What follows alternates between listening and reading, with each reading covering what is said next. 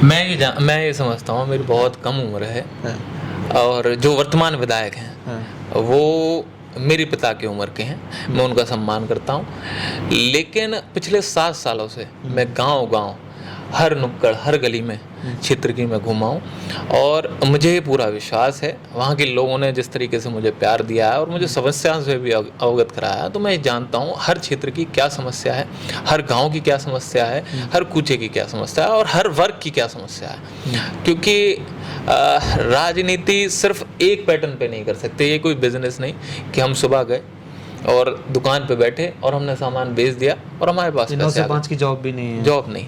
तो हमें हर व्यक्ति की जो मूल समस्याएं हैं, भौगोलिक स्थिति समझने के बाद जो मूल समस्याएं हैं वो समझनी चाहिए और उनकी पुरजोर कोशिश करनी चाहिए कि वो हल हो सके। आपके क्षेत्र की क्या समस्याएं हैं? सबसे बड़ी जो मैंने मुख्य समस्याएं देखी हैं, बिजली की है सबसे बड़ी। बिजली की समस्या। हाँ, और उसके बाद जो मुख्य समस्याओं की में आती है सड़कें, खराब पानी। ये मुख्य समस्याएं ऐसी हैं जिन्हें पूरा करने के बाद मैं ये समझता हूँ कि लगभग और बाकी छोटी मोटी समस्याएं होती हैं। अगर देशव्यापी उस रूप में देखा जाए, जो मुख्य व्यवसाय क्या है एरिया के लोगों का? जी, मुख्य व्यवसाय हमारे एरिया के लोगों का किसानी है, खेती है, क्योंकि ज़्यादातर गांव क्षेत्र का ही एरिया विधानसभा में आता है। तो उसी को लेकर के समस्याएं हैं। और बाकी आपको पता ही है कि सरकार ने यूरिया खाद कितना महंगा कर दिया। सबसे बड़ी बात यह है कि अगर हम किसानी को, खेती को अगर इस देश से हटा देंगे तो मैं ये मानता हूँ पिछले 3 वर्षों में जो इस देश के हालात हुए हैं, अगर इस देश में किसान नहीं होता, इस देश में खेती नहीं होती, तो आज लोग इंसान को इंसान मार करके खा रहा होता अगर खेती किसानी नहीं होती। क्योंकि देश की ऐसी व्यवस्था अभी नहीं है, मैं मानता हूँ कि हर एक इंसान को ये सरकार नौकरी दे पाए, और शायद अगर ये दे पाती तो आज सभी लोग समृद्धता की ओर होते, नौजवान ऐसे सड़कों पे ना भटक रहे होते।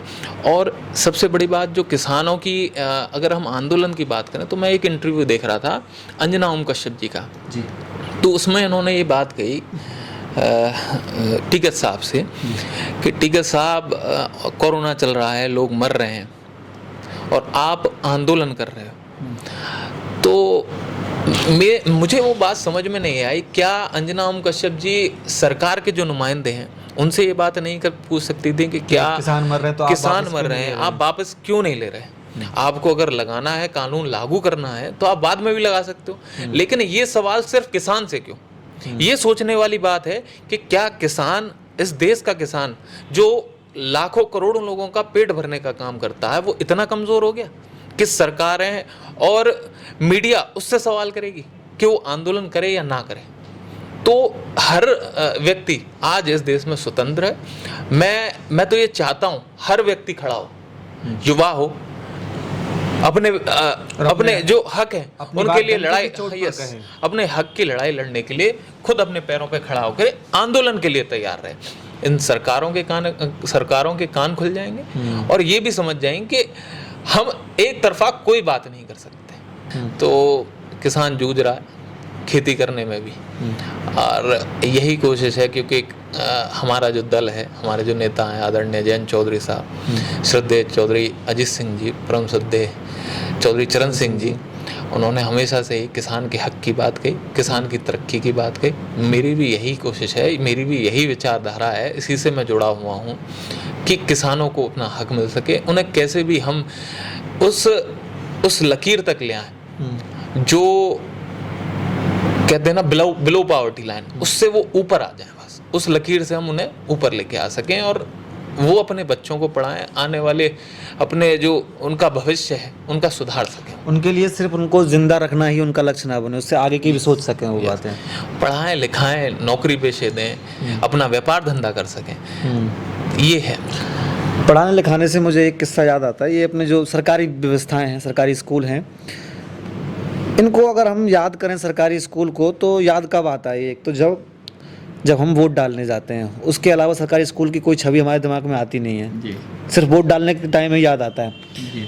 कभी कभी या फिर सरकारी स्कूलों में 15 अगस्त के आसपास, 26 जनवरी पर पेंट की अंटियां चढ़ाए हुए फोटो छपते हैं अखबार में कि 15 अगस्त पर झंडा लहराया गया। ये सरकारी स्कूलों की परिस्थिति है, और आम आदमी की स्थिति ये है कि प्राइवेट स्कूलों में अपने बच्चों को पढ़ा नहीं सकते हैं। इसके विषय में आप क्या सोचते हैं? आज मैं क्षेत्र के एक गांव में गया था, नगला काजी, हाँ। बलदेव विधानसभा का ही है, और आप विश्वास कीजिएगा उस एक स्कूल में कार्यक्रम रखा गया था, और आप विश्वास करिए कि मुझे उस स्कूल के देख के दिल्ली के स्कूल याद आने लगे, जो हमने इस चुनाव में जो केजरीवाल सरकार थी उन्होंने मनीष सिसोदिया जी ने फोटोज़ में दिखाया कि ऐसे होने चाहिए सरकारी स्कूल। इतना बेहतर बना हुआ था वो स्कूल, और मैं समझता हूँ प्रत्येक गांव का स्कूल उसी तरीके का होना चाहिए। और शिक्षा के क्षेत्र में देखा जाए, अगर थोड़ी सी सरकार के नुमाइंदे और क्षेत्र के चुने हुए प्रतिनिधि अगर कोशिश करेंगे, तो मैं समझता हूँ कि शिक्षा क्षेत्र भी सुधर पाएगा, और जो टीचर्स हैं, अध्यापक हैं, वो भी अपनी जो ड्यूटी है वो पूरी तरीके से निभाएंगे, और बच्चे भी अपना पढ़ाई करने में उन्हें तो करनी ही पढ़ाई होती है, उन्हें तो वो भी अपना पढ़ पाएंगे। तो इसी क्षेत्र में भी मेरी यही कोशिश रहेगी कि सरकारी जो स्कूल हैं उनको भी सुधारें। एक जो मानक दिल्ली सरकार ने पूरे देश में दिया है, उस मानक तक पहुंचने का काम करें, ये भी मेरी कोशिश रहेगी।